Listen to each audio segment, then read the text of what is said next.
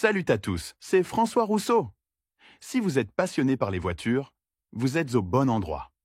Continuez à regarder, on va entrer dans le vif du sujet.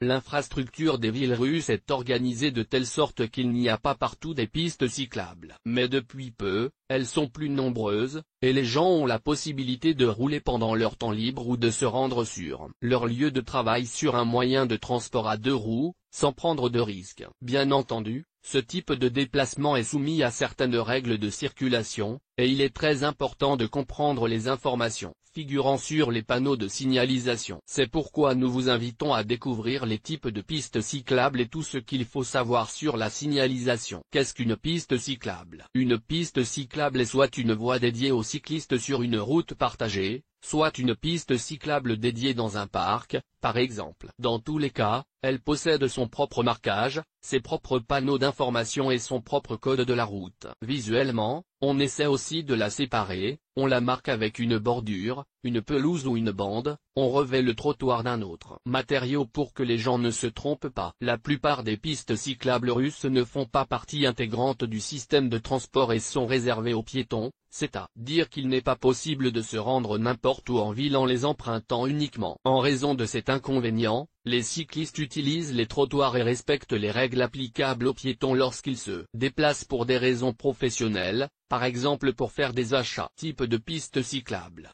Il existe trois types de pistes en Russie. Une voie pour les cyclistes sur une chaussée partagée, une voie spéciale réservée aux cyclistes et aux cyclomotoristes.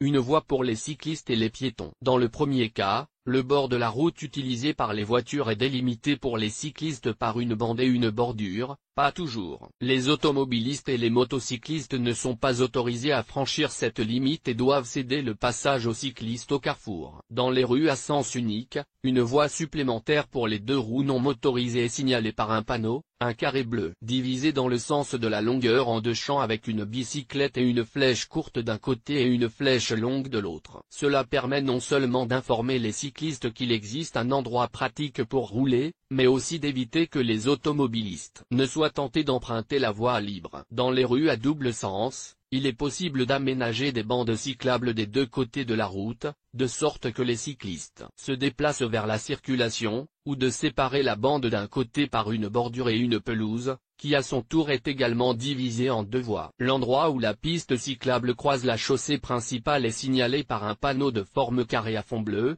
divisé en deux parties, un vélo et une flèche courte en haut et une flèche longue en bas, ou inversement, selon le sens de la circulation. Une voie sur la chaussée n'est pas une solution très pratique et sûre, car certains conducteurs ont tendance à s'y garer ou à l'utiliser comme espace pour effectuer des dépassements et d'autres manœuvres. De plus, la priorité de traverser la rue n'est souvent pas respectée. Lire aussi, signification et avantages de l'inscription tir sur les camions. Une bande cyclable combinée à une zone piétonne est beaucoup plus sûre. En outre, il s'agit de la variante la plus courante des pistes cyclables en Russie. Ces zones sont signalées par un panneau rond représentant une bicyclette et une silhouette humaine peinte en blanc sur fond bleu. Le plus souvent, dans ces zones, rien ne laisse supposer que les services municipaux tentent de faciliter la circulation des cyclistes et des piétons. Il s'agit simplement de trottoirs où tout le monde se déplace, naviguant en fonction de la situation et causant des désagréments à d'autres personnes. Dans ce cas, la priorité reste aux piétons et les cyclistes sont obligés de manœuvrer dans leur flux. Un panneau installé ne peut qu'avertir les premiers de l'apparition soudaine des seconds et informer les nouveaux cyclistes de leur droit à rouler sur le trottoir. La version la plus préférée, la plus pratique et la plus rare d'une piste cyclable est une zone séparée, indépendante et spéciale,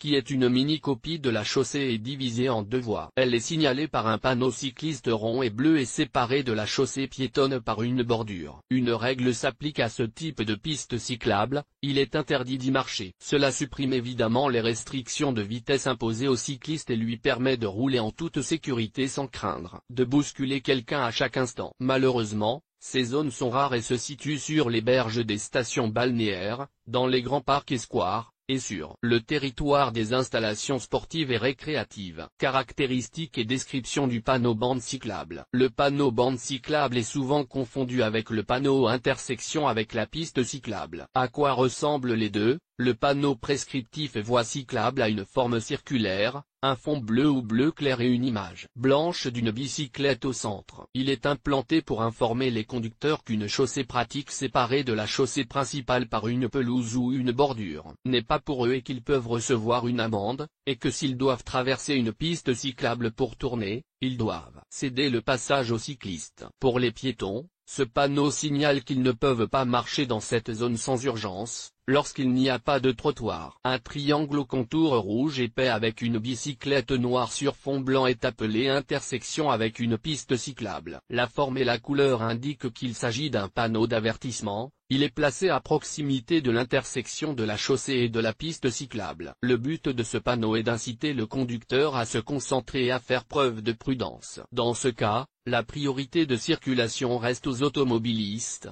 mais, en effet, si les cyclistes n'ont pas envie de s'arrêter, il vaut mieux leur céder le passage. Lire aussi, qu'est-ce qu'une voie bruyante et pourquoi est-elle nécessaire sur les routes? Le panneau intitulé Fin de la voie cyclable est une copie barrée de la désignation voie cyclable. À partir du moment où un cycliste rencontre ce panneau, il perd tout avantage au carrefour et se met en danger s'il continue à rouler sur le bord de la route. Si, par contre, il est entré sur la chaussée, il doit se préparer à affronter les piétons. Le bord de la chaussée, séparé uniquement par une bande peinte et réservée aux cyclistes, est signalé par le panneau bande cycliste. Il s'agit du carré décrit ci-dessus avec un fond bleu, l'image d'une bicyclette et des flèches indiquant le sens de la circulation. Dans le flux général du trafic, la fin de la voie est signalée par le même panneau, barré d'une ligne rouge. La zone cyclable est signalée par un panneau circulaire représentant un vélo et un homme. Le panneau informe les personnes avec ou sans vélo de leur droit général d'utiliser la piste cyclable et avertit les automobilistes qu'ils ne doivent pas s'y engager. Sanctions pour les pistes cyclables. À la question de savoir si les piétons sont autorisés à emprunter une piste cyclable, nous avons déjà répondu plus haut, uniquement s'ils n'ont pas le choix, s'il n'y a pas de revêtement ou s'il est réparé. En règle générale, aucune plainte ne peut être déposée contre une personne pour avoir simplement marché sans conséquence. Les poursuites seront engagées en cas d'accident avec blessure. Dans ce cas, l'amende pour accès non autorisé au trottoir ne peut être évitée. L'amende varie de 800 à 1500 €, à laquelle s'ajoute un éventuel dédommagement pour les dégâts subis. De tels frais sont également prévus pour les cyclistes qui enfreignent les règles. Les conducteurs sont particulièrement attentifs aux priorités lorsqu'ils traversent une chaussée équipée d'une bande cyclable ou